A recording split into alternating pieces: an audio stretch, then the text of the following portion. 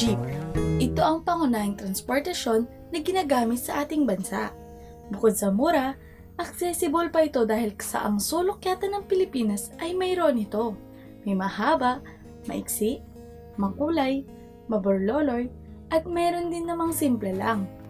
Sinasabing simbolo ng kulturang Pilipino ang jeepney, mula sa malafestang disenyo, reliyosong mga imahe, hanggang sa mga nakasulat ditong sumasaklaw sa istorya ng driver at pamilya nito.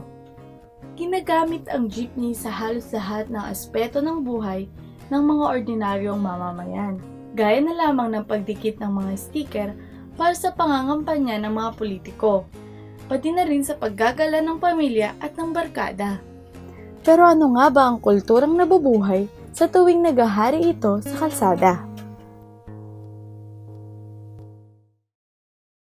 Madalas tayong makakita ng mga jeepney na punong-puno ng mga makukulay at artistikong mga imahe. Maging ang pinakasimpleng mga jeepney ay makikitaan ng iba't ibang personalidad at mga senaryo sa paligid nito. Isa sa pinakamadalas na napapansin mula sa mga imaheng ito ay ang likas na pagkarelyoso nating mga Pilipino. Noon pa man, hindi mawawala ang isang maliit na altar na may imahe ng mga santo, rosary, at sampagita sa loob ng mga jeepney.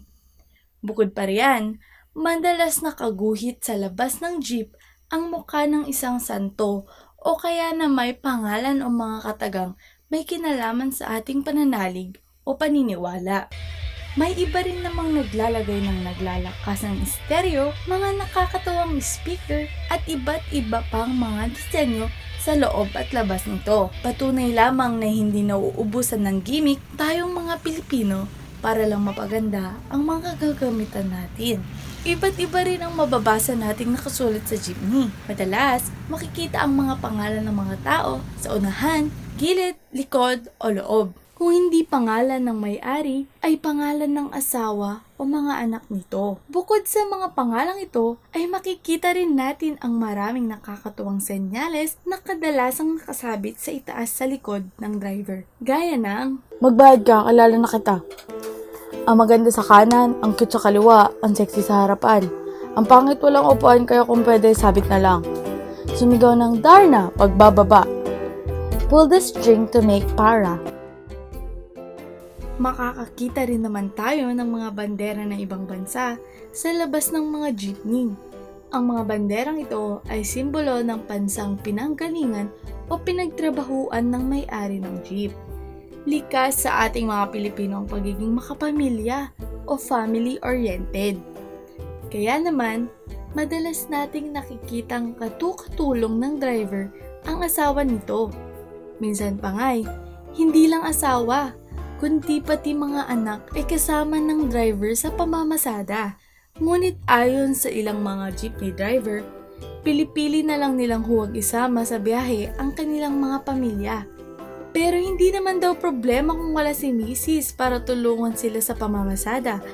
Dahil kung si Batman ay may Robin, ang jeepney driver naman ay may mga barker na palaging tumutulong sa paniningil at pagtatawag ng mga pasahero.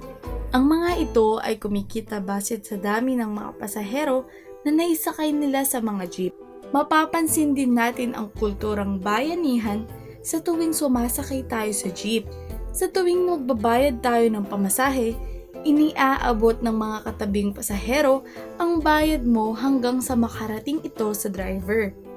Kung swerte namang may makasabay tayong mga kaibigan, ay inililibre tayo ng pamasahe. Isa pa sa mga interesanting kultura nating mga Pilipino, ang paraan kung paano tayo bababa ng jeepney sa simpleng pagsigaw ng "Para! Tabi po!" o pagsipol at pagkatok sa bubong ng jeepney. Ititigil ng driver ang pagmamaneho para makababa ang pasahero. Tunay nga na sinasalamin ng jeepney ang kulturang Pilipino sa maraming paraan.